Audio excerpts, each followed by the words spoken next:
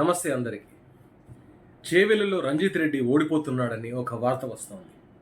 కారణం, అక్కడ స్థానిక కాంగ్రెస్ నాయకులు కానీ కార్యకర్తలు కానీ రంజిత్ రెడ్డికి ఎవరు కూడా మద్దతు తెలుపలేరట.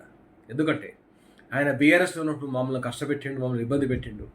కాబట్టి ఇక్కడ రంజిత్ రెడ్డిని ఓడగొడతాము అని ఒక ఆలోచనలో ఉన్నారని తెలుస్తోంది.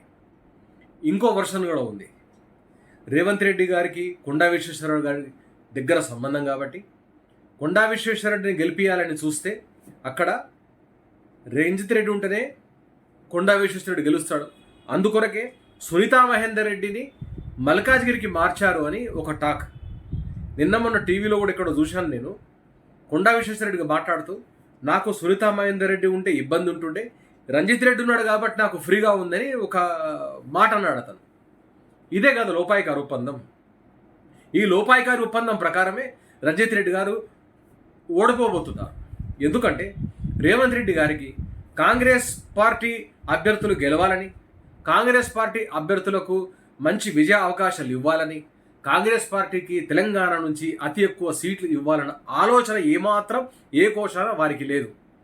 ఎందుకంటే ఒక చేవలనే కాదు, మిగతా చోట్ల కూడా ఇటువంటి పరిస్థితి ఉంది. కానీ చేవలలో ఏమవుతోంది, అక్కడ బీఆర్ఎస్ అభ్యర్థి గట్టివాడే, కొండా విశ్వేశ్వరరెడ్డి గట్టివాడే.